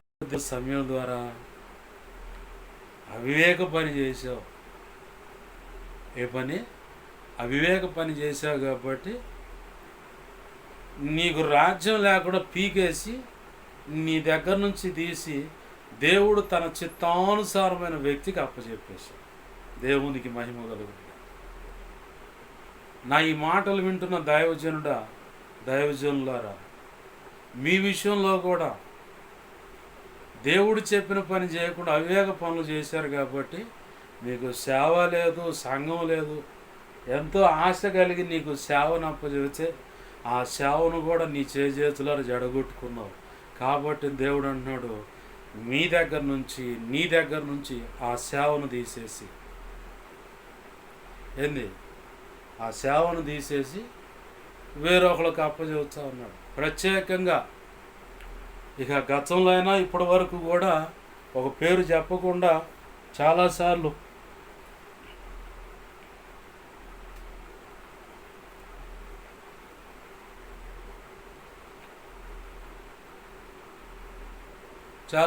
ఆ పేరు చెప్పకుండా నేను అనేకమైన హెచ్చరికలు జారీ చేసిన సందర్భాలు ఉన్నాయి. అది కూడా నా సొంత ఆలోచన, సొంత మాటలను బట్టి చెప్పలేదు. ఇప్పుడు కూడా దేవుడు చెబుతున్న మాట, సౌలులాగా అవివేక పనులు చేసిన వాళ్ళలో ఒక ఆయన ఉన్నాడు. ఆ వ్యక్తి పేరు ఏంటంటే బ్రదర్ బి షాలేం రాజు గారు, తండ్రి సన్నిధి వ్యవస్థాపకులు, చిలకలూరిపేట. దైవజనుడా, దేవుడు నీకు ఇచ్చిన దర్శనం ఒకటి, కానీ నువ్వు దైవ చిత్తంలో నుంచి పక్కకి వెళ్ళిపోయి నీ సంఘాలను కాపాడుకోవడానికి చిన్న చిత్తుగా ఉన్న సంఘాలను, సేవలను పాడు చేయటం, అసలు వాళ్ళకి సంఘాలు సేవ లేకుండా చేయటం, నీ సంఘాన్ని నిలబెట్టుకోవటానికి అనేక చోట్ల అన్ని విధాల ప్రయత్నాలు చేస్తూ ఉన్నావు.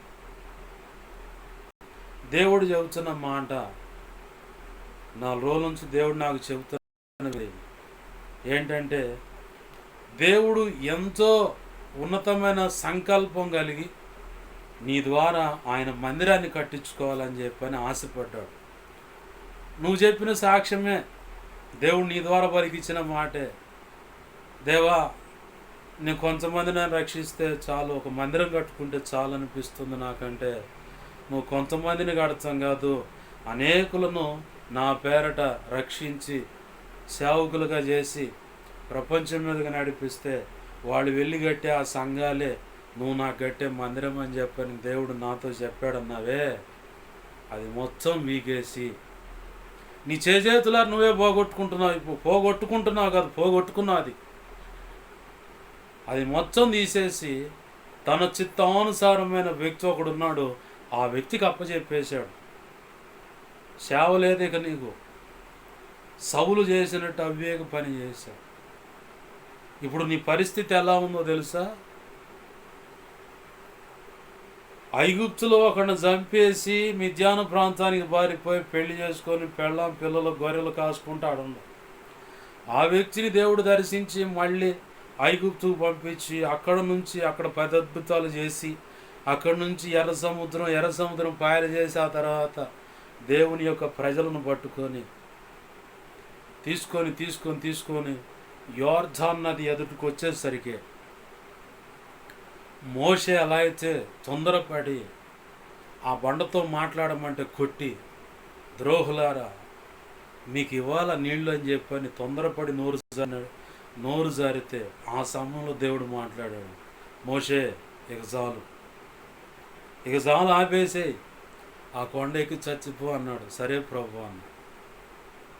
కనాను దేశంలోకి నువ్వు అడుగుపెట్టవు కానీ చూస్తా ఉన్నాడు. సరేనయ్యా అన్నాడు. పద ఆ కొండ మీద పద అన్నాడు. కనాను దేశం మొత్తాన్ని మోషేకి చూపించాడు. ఈ కొండ మీద చచ్చిపోండి, సరే ప్రభు అని చచ్చిపోయాడు. ఎంత దౌర్భాగ్యమైన పరిస్థితితో చూడండి. ఈ లేఖనాలన్నీ మనకు తెలిసిపోయి బురదలో పడటం అంటే చేతులారా దేవుని సంకల్పాన్ని మన చేతులతో మనమే తీసేసుకోవటం అనే చందం లాంటిది అనమాట ఈ పరిస్థితి. ఇప్పుడు ప్రస్తుతం దైవజనులైన మీరు అదే పరిస్థితిలో ఉన్నారు. దేవుడు చెప్పమన్న మాట చెబుతూ ఉన్నా. ఇక అది స్వతంత్రించుకొని పశ్చాత్తాపడి ఒకవేళ ప్రభువును బతిలాడితే ఆయన ఒకవేళ కనికరిస్తే కనికరం ద్వారా ధన్యుడు, పరలోకంలో కూడా తీర్పు పొందకుండా కనికరాన్ని బట్టి నువ్వు ధన్యుడిగా మిగిలిపోతావు. తీసుకోలేదంటే మాత్రం ఖచ్చితంగా కనికరం ఉండదు, కృప ఉండదు, మొత్తం తీసి పక్కన పెడతాడు. వీడిని అటు పక్కన నిలబెట్టండి రా అని చెప్పని తీర్పు రోజు క్రీస్తు న్యాయపీఠం ఎదుట ఇదే డైలాగ్ ఎదుర్కోవాల్సి వస్తుంది.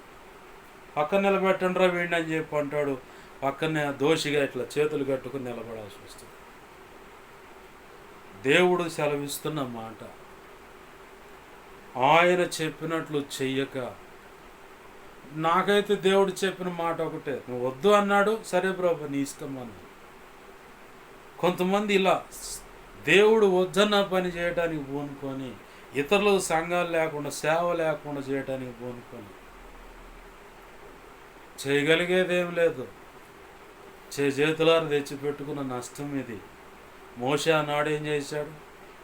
నువ్వు ఆడ రావటానికి వీలేదు, నువ్వు పోగొట్టుకున్నావు ఆ కృపను అన్నాడు. సరే ప్రభు అన్నాడు. సౌలు అవేగ పని చేసావు కాబట్టి నీ దగ్గర నుంచి నా దేవుని యొక్క రాజ్యాన్ని, ఆ రాజ హోదాన్ని తీసేస్తున్నాను అన్నాడు. సౌలు కూడా ఏం మాట్లాడాల, సైలెంట్ అయిపోయాడు. దేవుడు మాత్రం తన చిత్తానుసారమైన వ్యక్తికి ఆ బాధ్యతలు అప్పచెప్పేశాడు.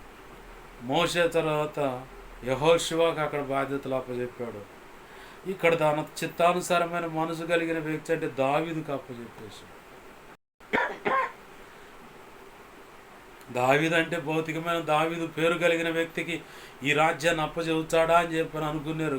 కాదు, దైవ చిత్తానుసారమైన మనసు కలిగిన వ్యక్తికి అది అప్పచెప్పబడింది. తీసేశాడు. నీ దగ్గర నుంచి దేవుని సేవ అదంతా తీసేశాడు. ఇక ఎక్కడి నుంచి భ్రష్టత్వమే.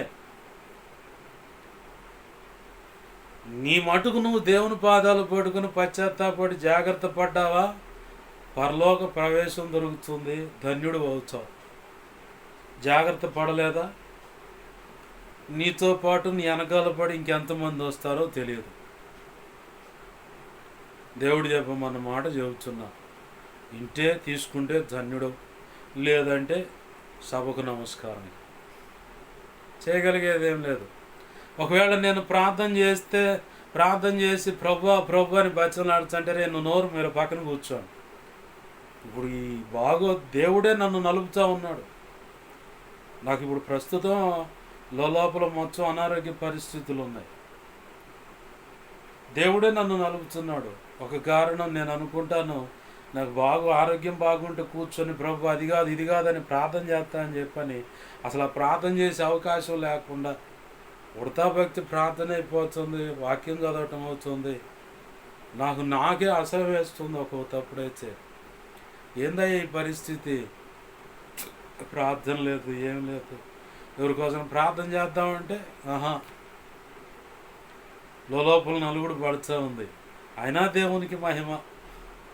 ఇప్పుడు నన్ను నలుపుతున్నవాడు, నన్ను ఏర్పాటు చేసుకొని నడిపిస్తున్నవాడైనప్పుడు నాకేంది భయం? ఏ అనారోగ్య సమస్య అని ఆయనకి తెలియకుండా లేదు. నలుపుతుంది ఆయనే కాబట్టి ఆయన కోరుకున్నట్లుగా నేను ఉండటానికి నాకు అనుగ్రహింపబడిన విశేషమైన దేవుని యొక్క ప్రత్యక్షతలు, కృపావరాలు, ఆయన ఇచ్చిన దర్శనములు, లేదంటే ఆయన సంకల్పం అనుగుణంగా అడుగులు వేస్తున్న దాన్ని బట్టి ఎక్కడ హెచ్చిపోకుండా, ఆనాడు పౌలు గారికి వెన్నుపోసులో కనుక ముళ్ళు పెట్టినట్టుగా వెన్ను నొప్పి నాకు ఉంది. వెన్నుపోసు నొప్పి, నడుము నొప్పి మామూలుగా లాగదు. కాళ్ళు జిమ్జిమ్మని లాగుతూ ఉంటాయి. లోపల అంతా ఎట్లా అంటే పొరాటా కొడితే కల్లి అయినట్టు, పీసులైన గుల్ల అయినట్లు అన్నట్టుంది పరిస్థితి లోపల. కానీ నా ప్రభు చేతిలో నేను ఉన్నాను. ఆయన ఎలా అన్నా నలుపుకొని, ఎందుకంటే నేను సరెండర్ అయిపోయాను ఇక ఆయనకి. ఆయన ఏమన్నా చేసుకొని దేవుని పని జరగాలి, దేవుని సంకల్పం జరగాలి. ఒకవేళ ఇప్పటికిప్పుడు నేను చచ్చిపోతాను ప్రభు అని అడిగినా కానీ తీసుకోడు. అలా అడగాలన్న మనసు కూడా లేదు ప్రస్తుతానికి. ఎందుకంటే దేవుని పని ఆగిపోద్ది, దేవుని పని చేయాలి. వాళ్ళు పిలిచారు వీళ్ళు పిలిచారని పోతే దేవుడు నిర్ణయించిన సంస్కరణ పని ఆగిపోద్ది, దైవ చిత్తం అంతా కుంటుపడిపోద్ది. ఒకవేళ వాళ్ళు రమ్మన్నా అని చెప్పి వెళ్ళినా ఆడకపోతే ఒకవేళ చావేదురు రావచ్చు, చెప్పలేం. కానీ నా ప్రభు యొక్క కృప, తన మహా ఉచిత కృపను బట్టి ఆయన చేతిలో పడ్డామంటే ఇంకా ధన్యం అన్నమాట. ఆయనే సరిచేసి నిలబెట్టుకుంటాడు. లేదా ఇంత మటుకు వెళ్ళారా నీ పట్ల నా పని నా ప్రణాళిక ఎంతవాటికే ఉందో ఇంకొచ్చాయంటే వెళ్ళిపోవచ్చు, చక్కగా ఆయన దగ్గరికి వెళ్ళిపోవచ్చు. కానీ అసలు ఇంతవాటికి ఇదే పరిస్థితి అనే డైలాగు వేసే దగ్గర రాదు. ఎందుకంటే 80 సంవత్సరాలు అప్పుడు ముంగమూరు దేవదాసయ్య గారిని పిలుచుకొని 40 సంవత్సరాల ఆయుష్ పెంచి ప్రపంచవ్యాప్తంగా బైబుల్ మిషన్ అనే ఆ వ్యవస్థను, ఆ మినిస్ట్రీని స్థాపించడానికి 40 సంవత్సరాలు ఆయన్ని 80 సంవత్సరాల వయసులో పిలుచుకొని 40 సంవత్సరాల ఆయుష్ని ఇచ్చి సేవ జరిగించుకున్నాడు. దేవునికి మహిమ కలుగును. ఎన్నో గొప్ప సాక్ష్యాలు ఉన్నాయి, కానీ అన్నీ చూస్తాము, అన్నీ చూసుకుంటాము, కానీ మనలోని నిలకడైన విశ్వాసం ఉండదు. ఆ నిలకడైన విశ్వాసం లేక ఆకలి కదిలిపోతూ ఉంటారు, కదిలిపోతూ ఉంటారు. దేవుడు అంటున్న మాట, నువ్వు విశ్వాసంతో ఉండు చాలు, మిగతా కార్యక్రమాలు ఆయన చేసుకుంటాడు. పౌలు భక్తుడు కూడా క్రీస్తు యేసు ఖైదీనైన నేను అని చెప్పని ఆయన దేవునికి అప్పచెప్పేసుకున్నాడు. దేవుడు ఏది చేయమంటే అది చేయడానికి సిద్ధపడ్డాడు. ఇంకా విచిత్రం ఏంటంటే పౌలు భక్తుల్లో విచిత్రమైన కోరికలు ఉన్నాయి. ఏంటి ఆ కోరికలు అంటే, ఎఫెసీ పత్రిక 3వ అధ్యాయము 14 నుంచి 19 వచనాల వరకు ప్రతి ఒక్కరి పట్ల ఒక విచిత్రమైన కోరిక కలిగి ఉన్నాడు. ఎఫెసీ పత్రిక 5వ అధ్యాయము 27, 28, 29 వచనాల్లో ఓ ప్రత్యేకమైన కోరిక కలిగి ఉన్నాడు. కొలస్సీ పత్రిక 1వ అధ్యాయం 8 నుంచి 12 వచనాల్లో ఒక రకమైన కోరిక కలిగి ఉన్నాడు. ఏంది అంటే అనుభవ జ్ఞానము ఒక పక్క, క్రీస్తు యేసు సంపూర్ణ జ్ఞానము మీకు సిద్ధించాలని ఒక పక్క. టోటల్గా కొలస్సీ పత్రిక 1వ అధ్యాయం 28, 29 వచనాల్లో ఫైనల్గా చెప్తాడు, అందరి ఎడలని ఈ సంకల్పం కలిగి ఉన్నాను. సంఘము చెడిపోతే అక్కడ నడుం బిగించాడు. సంఘం చెడిపోతే నడుం బిగించాడు. ఏంటి చెప్పండి, సరి చేసుకుంటారా లేదా, బెత్తం తీసుకొని రమ్మంటారా అన్నాడు. కానీ ఆయన వచ్చి ఆ సంఘంలో నిలబడి దేవుని మాటలు చెప్పాల. స్థానిక సంఘ కాపురికి దాన్ని అప్పచెప్పి అతన్నే నడిపించాడు. ప్రభునందు ప్రియమైన దేవుని బిడ్డలారా గమనించండి, క్రీస్తు యేసు ఖైదీనైన నేను అని పౌలు భక్తుడు చెప్తా ఉన్నాడు. ఈ రోజున మనము చాలా చోట్ల గమనిస్తూ ఉంటే క్రీస్తునే ఖైదీగా పక్కన పెట్టి, అంటే ఆయన్ని ఒక చెరసాల్లో పెట్టేసి వీళ్ళు ఇష్టానుసారంగా బ్రతకటానికి తెగించారు. విశ్వాసుల్లో ఉన్నారు అలాంటి వాళ్ళు. పరిచారకుల్లో విశ్వాసుల్లో స్త్రీలు పురుషులుగా ఉన్నారు చాలామంది. పరిచారకుల్లో కూడా స్త్రీలు పురుషులుగా చాలామంది ఉన్నారు. సంఘ పెద్దల్లో కూడా స్త్రీలు పురుషులు చాలామంది ఉన్నారు. ఏకంగా సేవకుల్లో స్త్రీలు పురుషులు చాలామంది ఉన్నారు. యేసయ్యనేమో చెరసాల్లో పెట్టారు. వీళ్ళు మాత్రం వీళ్ళ మస్తిష్కానికి, వీళ్ళ బుర్రలో పుట్టిన దాన్ని బట్టి, ఆలోచన, తలంపులు, ఊహలు, హృదయం, మనసు స్పందించిన దాన్ని బట్టి వీళ్ళకి నచ్చినట్లు చేసుకుంటూ వెళ్ళిపోవటానికి యేసయ్యనేమో ఖైదీగాడ బంధించారు. నువ్వు అసలు మాకు అడ్డురామాక, నువ్వు మాకు అడ్డొచ్చి చాలా ఇబ్బందులు పెడుతున్నావు. నువ్వు మాకు అనుకున్నట్టుగా మేము వెళ్ళటానికి నువ్వే అభ్యంతరం అవుతున్నావు, అడ్డుపడుతున్నావు. మీకాను గనక కొట్టి గొయ్యిలో పడేసినట్టు, ఇర్మియాను కొట్టి గొయ్యిలో పడేసినట్టు అనమాట. మీకా అనే ప్రవక్తను కూడా, ఇర్మియా అనే ప్రవక్తను కూడా దేవుని పక్షంగా మీకా, ఇర్మియా ప్రవచిస్తూ ఉంటారు. అయ్యా మీరు ఇలా వెళుతుంది కరెక్ట్ కాదు, ఇది తప్పు మార్గం, ఇది తప్పు, ఇది ఇలా చేయకూడదు, ఇలా ఉండాలి, ఇలా దిద్దుకోండి, ఇది అని చెప్పని మీకాయా అనే ప్రవక్త ఏంది, ఇర్మియా అనే ప్రవక్త వీళ్ళు ప్రవచిస్తూ ఉంటే, దేవుని మాటలు ప్రకటిస్తూ ఉంటే వాళ్ళు చెబుతుంది సత్యం. వాళ్ళున్న పొజిషన్లో పరిష్కార మార్గాన్ని వాళ్ళు చెబుతున్నారు. ఆ ఇద్దరు ప్రవక్తలు 2 వేరు కాలాల్లో వేరుగా దేవుని రాజులు ప్రజల ఎదుట వాళ్ళు ప్రకటిస్తుంటే వీళ్ళంతా మనకు వ్యతిరేకంగా మాట్లాడుతారు. చూసావా, ఒక రాజు అంటాడు, నేను చెప్పానా, వీడంతా నాకు వ్యతిరేకంగా మాట్లాడుతూ ఉంటాడు అంటాడు. అలా అనొద్దు అంటాడు పక్కన యోధారాజు. లేదు లేదు, వీడంతా నాకు వ్యతిరేకంగా మాట్లాడేది చూసి అసలు నిజమని చెబుతున్నామంటే తర్వాత ఫైనల్ కూడా చెప్తాడు మిఖాయా, నేను చెప్పిన మాటలు తేడా అయితే, నేను చెబుతుంది అబద్ధం అయితే మీకేమి కాదు, క్షేమంగా తిరిగి వస్తారు. నేను చెబుతుంది వాస్తవం అయితే నువ్వు శవంగా తిరిగి వస్తావు అంటాడు మిఖాయా. మళ్ళీ వచ్చిందాక వీడిని దేశపోయి గుంతలో పడేయండిరా అంటాడు రాజు. ఇర్మియా విషయంలో కూడా, అయ్యా ఇప్పుడైనా మార్చుకొని మీ మనసులు అంటే, వీడు తేడా మాట్లాడుతున్న వీడి దేశపోయి ఆ గుంతలో, చీకటి గుంతలో పడేయండిరా అని చెప్పని అంటే మీ ఇర్మియా పడతాడు. ఆ చీకటి గుంతలో పడేస్తే ఆ తర్వాత నెబుకద్నెజర్ రాజు పంపించిన సైన్యము ఇర్మియాను బయటకు తెచ్చి నీకు ఇష్టమైతే ఉండు అంటాడు. దయ పుట్టిస్తాడు దేవుడు ఇర్మియా విషయంలో. నీకు ఇష్టమైతే ఉండు, లేదా మాతో పాటు కూడా వచ్చి ఇర్మియా అని చెప్పాడు. ఇర్మియా అంటాడు లేదులే ఎక్కడే ఉంటాను. ప్రభునందు ప్రియమైన దేవుని బిడ్డలు గమనించండి, వీళ్ళకి ఎలా ఉంటుందంటే దేవుడు చెప్పే మాట దెయ్యపు పలుకులాగా ఉంటుంది. ఇలాగ చాలామంది దేవుణ్ణి యేసయ్యనేమో ఖైదీగా చెరసాల్లో పెట్టి వీళ్ళకి నచ్చినట్టుగా బ్రతకటానికి, సేవ చేయటానికి, నడుచుకోవటానికి, దేవుడు ఒకటి జీవితం ఇంకోటి చేయటానికి బరితెగించుతున్నారు తప్ప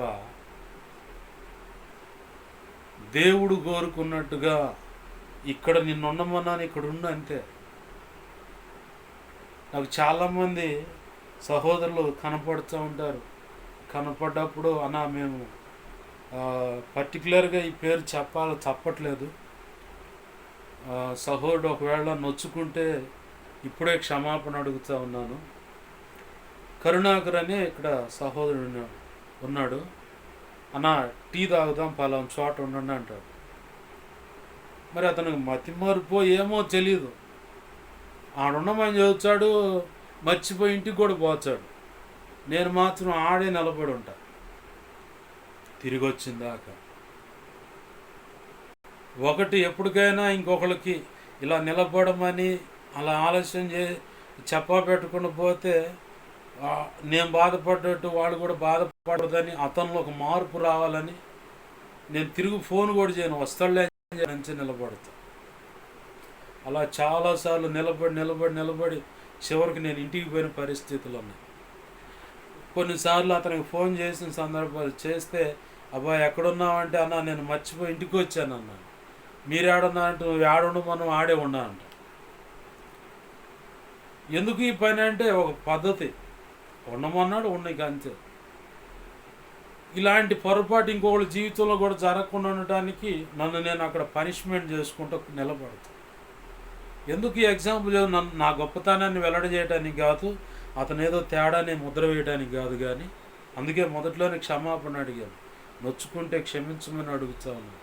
సందర్భానికి సరిపోయిన సందర్భం కాబట్టి చెప్పాల్సి వచ్చింది, చెప్తా ఉన్నాను. ప్రభునందు ప్రియమైన దేవుని బిడ్డలారా, దేవుడు ఏది చేయమంటే అది చేయడానికి ఈరోజు పూనుకునేవాళ్ళు లేరు. యేసయ్యనేమోనో తీసుకువెళ్ళి ఆ చెరసాల్లో పెడుతున్నారు. నువ్వు ఏ రియాక్షన్ తీసుకో, మాకు యేసయ్య, మాకు నచ్చినట్టుగా మేము చేసుకుంటాం. మిఖాయా ప్రవక్తున్న కాలంలో ఇజ్రాయేల్ ఎలా నడుచుకున్నారో, ఇర్మియా కాలంలో ఇజ్రాయేల్ ప్రజలు ఎలా నడుచుకున్నారు, ఇప్పుడు అలా ఉంది పరిస్థితి. దేవుడు అంటున్నాడు, పౌలు వలె క్రీస్తు యేసు ఖైదీనైన నేను అని చెప్పుకొనగలిగే దమ్ము నీకుందా? ప్రభు అడుగుతున్న మాట ఇది. క్రీస్తును ఖైదీగా చేసి నీ ఇష్టం వచ్చినట్టుగా పంజరంలోంచి ఎగిరిపోయిన పక్షి కనుక ఆహా నాకు స్వాతంత్రం వచ్చిందని ఈ విచ్చలవిడిగా ఎగురుతుంది, చివరికి ఎక్కడో పోలో దానికి తెలియదు. తిరిగి ఆ పంజరం కాడికి రావడానికి కూడా దానికి అడ్రస్ తెలియదు. అలాగే ఎగిరిపోతున్నావా, అలాగ నడుచుకుంటున్నావా? లేదు, సగం ప్రభు చెప్పిన మాట సగం నాకు నచ్చింది చేస్తున్నావా?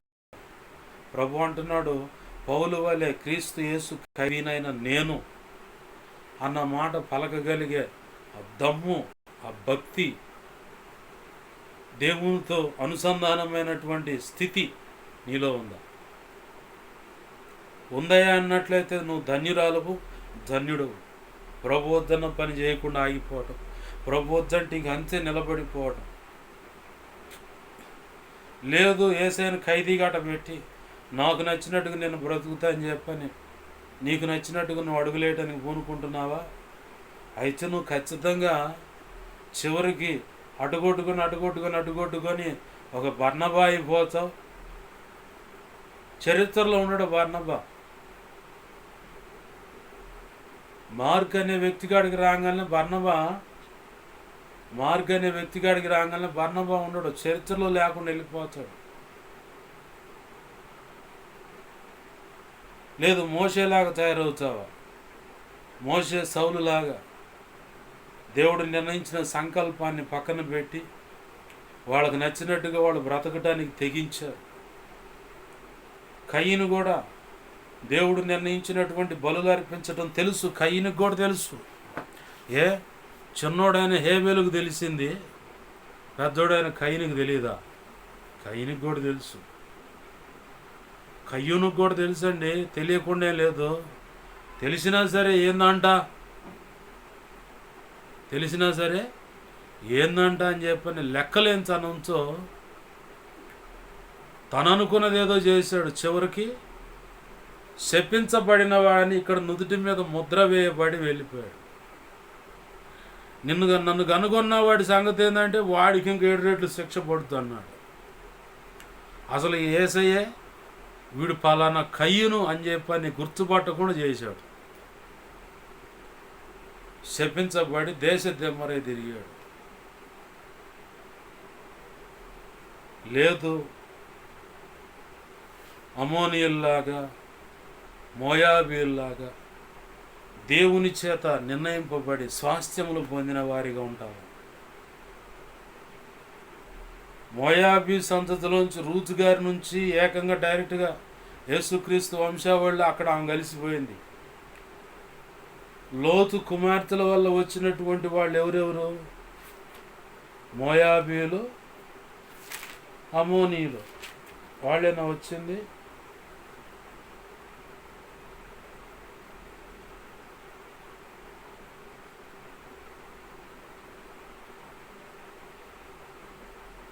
ఆదికాండం 19వ అధ్యాయము 36, 37, 38 వచనాలు గమనిస్తే పెద్దాం వల్లేమో మోయాబీలు వచ్చారు, చిన్నదాని వల్లేమో అమోనీయులు వచ్చారు. వీళ్ళకి దేవుడు ఇజ్రాయెల్ ప్రజలతో పాటు స్వాస్థ్యాన్ని ఇచ్చాడు. కానీ అమోనీయులకు స్వాస్థ్యం ఇచ్చి అట్లనే ఆగిపోయినట్టు కనపడుతుంది, అంటే పరలోక ప్రవేశం కలిగినట్టుగా. మోయాబీలు మాత్రం రూతు ద్వారా యేసయ్య అనే ఆశీర్వాదంలో చేర్చబడి పునాదులు గల ఆ పట్టణానికి వారసులుగా ఎవరెవరు ఉంటారో జాబితాలోకి చేరిపోయింది మోయాబు అనే సంవత్సరం. ఇష్టపడ్డ వాళ్ళే కానీ దేవుని కృప పొందుకున్న వాళ్ళు. చాలామంది శపించబడుతుంటారు